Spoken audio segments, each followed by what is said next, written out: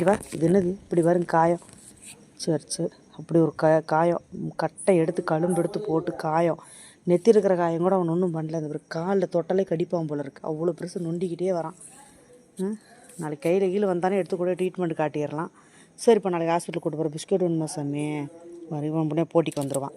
சரி சரி சரி, 2 பேரையும் தடவி கொடுக்கணுன்னு சண்டைக்கு வைப்பாங்க, 2 பேரும் போட்டி போட்டுக்கிட்டு. ஆமாம் ஆமாம் ஆமாம், சரி சரி, நொண்டிக்கிட்டே வந்து என்னை தடவி கொடுன்றான் பார். சரி தங்கம் தங்கம், நாளைக்கு நான் ஹாஸ்பிட்டலுக்கு கூப்பிட்டு போகிறேன் தம்புவை.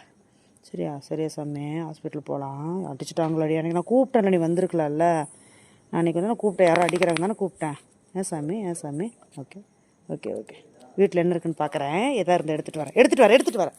வெயிட் வெயிட் வெயிட், சேட்டை பண்ணக்கூடாது, எடுத்துகிட்டு வரேன். போக விடாமல் தடுக்கிறான் பாரு.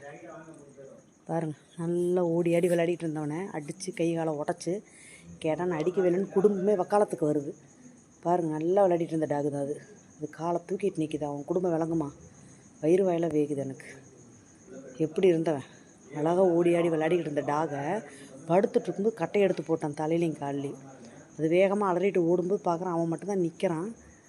யாருன்னு கேட்டால் யார் அடித்தானே தெரிலன்றான். நைட்டு 11:30 மணிக்கு. இப்போ இது 2-3 நாள் ஆளை காணோம். இப்போ தான் இது வருது பார்த்திங்களா. இங்கே தான் படுத்துருக்கோம். இப்போ 2-3 நாளாக ஆளை காணோம். நான் தேடி தேடி பார்த்துட்டு எந்த ஏரியாவில் படுத்துருக்குன்னு விசாரிச்சுக்கிட்டு இருந்தேன். இப்போ பாருங்கள் வந்துட்டான். இப்போ அதெல்லாம் என்ன வீக்கமாக இருக்குது, தொட விட மாட்டான் போல இருக்குது. நாளைக்கு ஏதாவது வைத்தியம் பண்ணணும் பார்த்து.